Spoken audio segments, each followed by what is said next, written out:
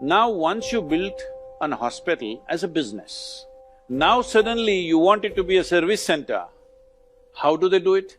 At least give them an assurance, salaries and consumables, government will pay for it and run it free, all hospitals. 3 to 6 months, no profit. Then it's important we think through the whole problem, not ad hoc saying this and that. So private schools are arm twisting the parents. Either you pay us this much donation, otherwise we will chuck your child out of the school. What else will they do? You being healthy is your business, it's not your doctor's business or government's business. Health is your business. This itself has not sunk into people's minds. If you say yoga, you will say, my religion doesn't accept. If you say this, okay, if your religion doesn't accept yoga, run and climb a mountain, huh? Do some damn thing with your body to stay healthy. So in every profession this problem is there. So when such a problem is there, more holistic looking is needed. But the simple solution for all this is, in India, we have health solutions of our own.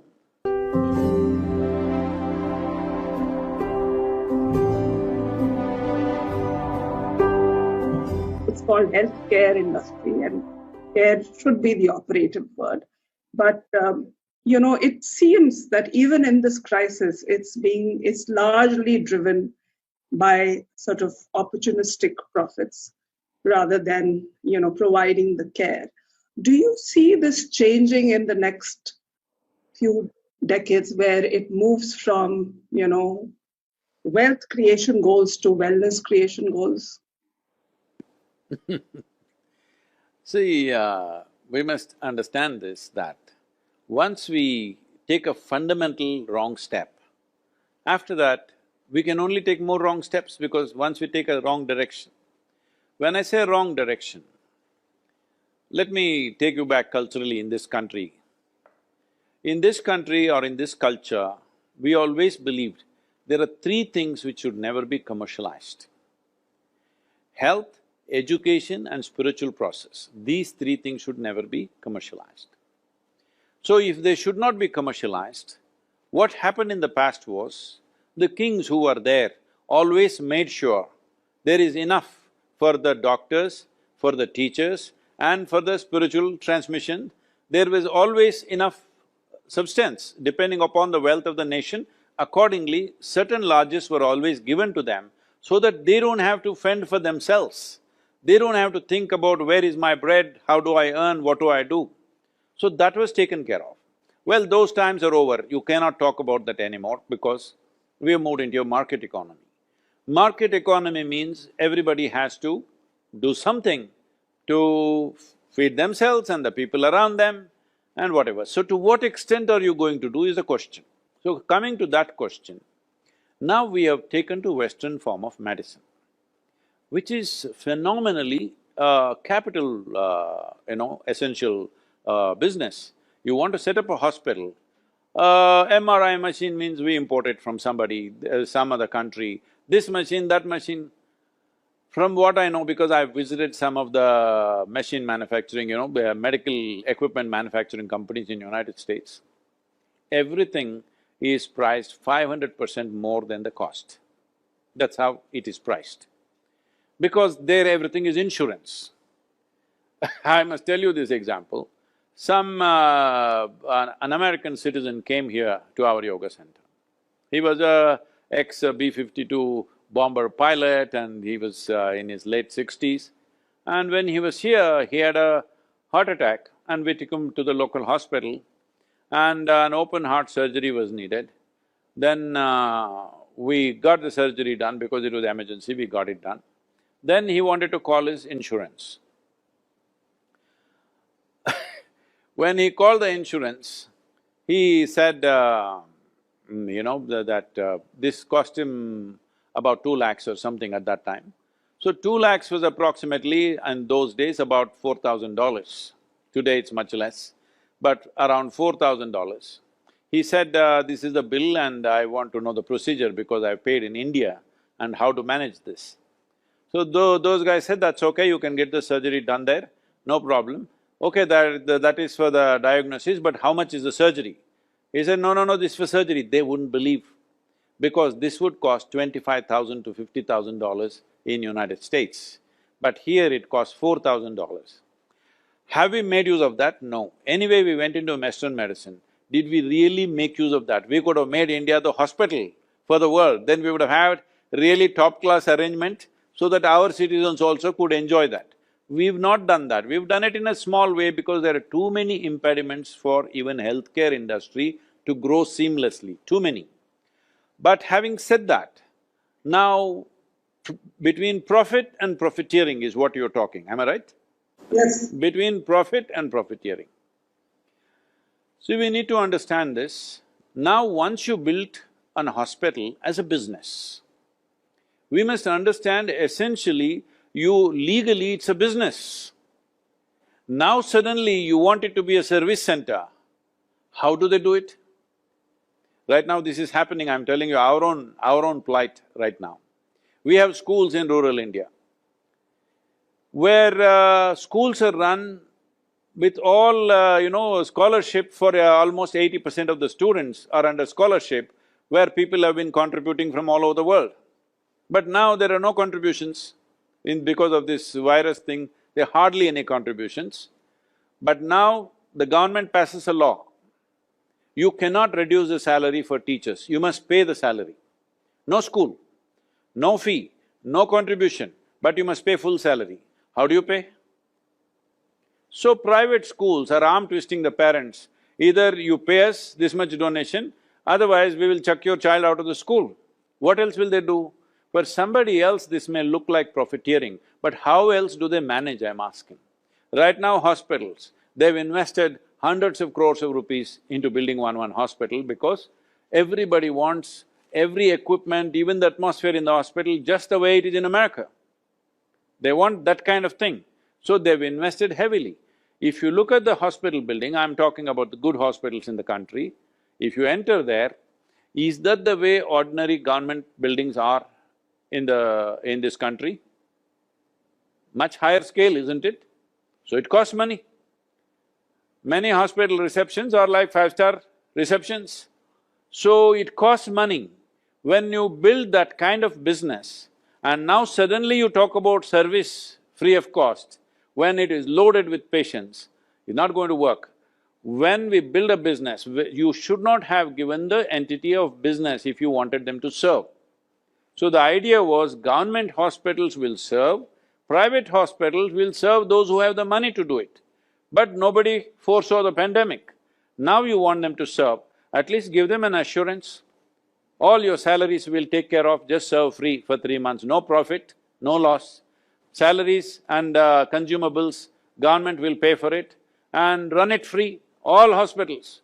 3 to 6 months, no profit, not a single rupee of profit, but you will not go into losses. You must take care of something, otherwise how do they run the hospitals? So some hospital may be an old hospital, they might have made enough money. Some may be just, they've taken investment from somewhere and built this hospital. Now if you go into this pandemic stuff and serve them free, they will go under. When they go under, will somebody pull them up? No, it will go bankrupt. So we need to understand, once we say an educational institution or a hospital or whatever else is a business entity, then it is based on profit. You cannot run it any other way. So what is profit, what is profiteering, it depends from which side of the window you're looking at it, all right? Somebody thinks this is most essential for them to survive. Somebody else thinks they can survive on nothing, on thin air. It doesn't work like that. I'm saying right now, in cities where you're reaching such a place where there are no hospital beds and people are going from pillar to post and dying unnecessarily, the government, at least if not for all the hospitals, wherever you're saying 100% of your beds we are taking, there you must say, we will pay the salaries for these 3 months or 4 months or whatever, we will take care of all the consumable expenses for you, no money, free, you serve. I'm sure they will do it.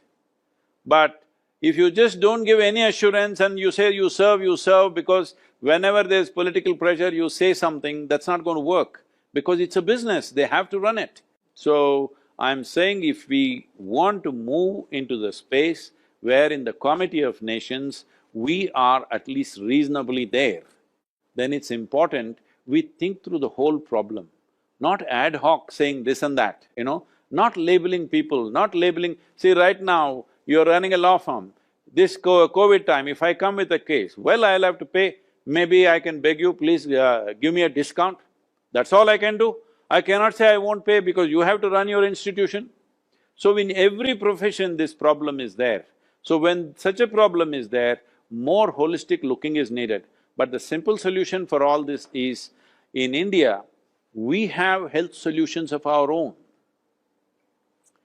For various chronic ailments, we have to bring this. We are going in the American system of healthcare.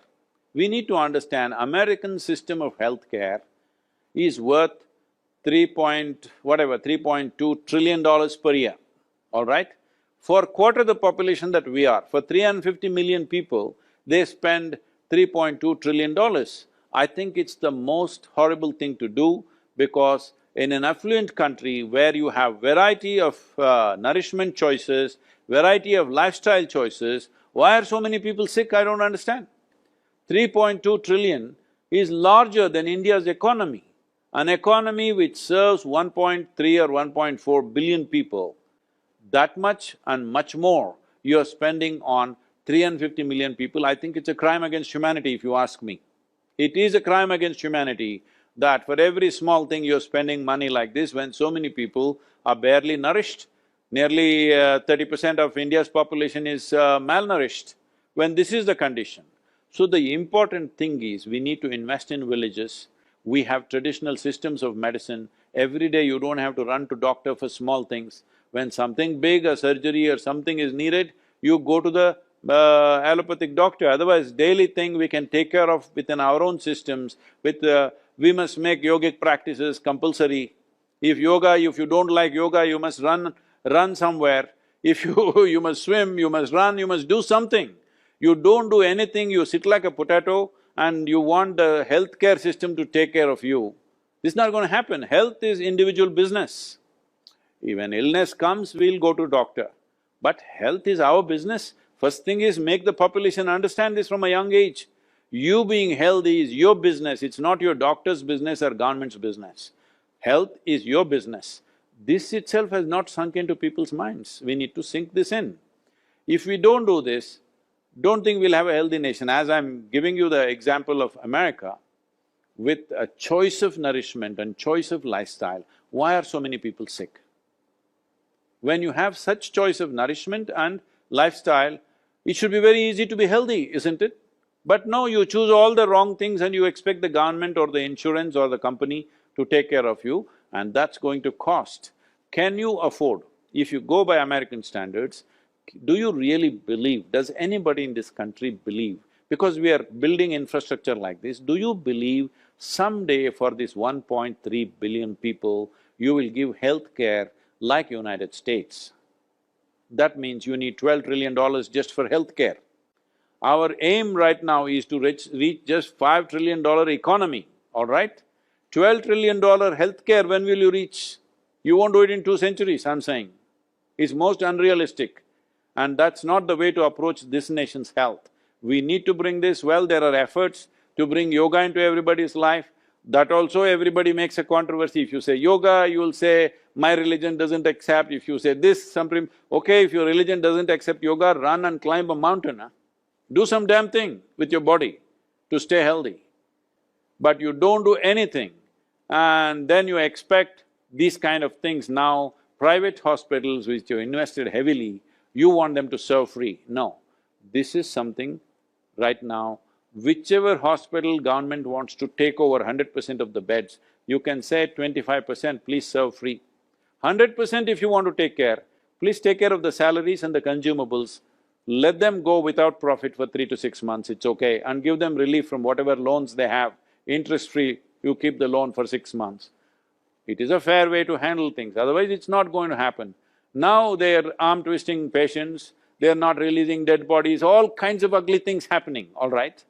All kinds of ugly things happening simply because we don't think of a problem and a solution through and through, ad hoc, jumping here and there. I'm sorry if I'm sounding very harsh, but the situation is appalling, you know.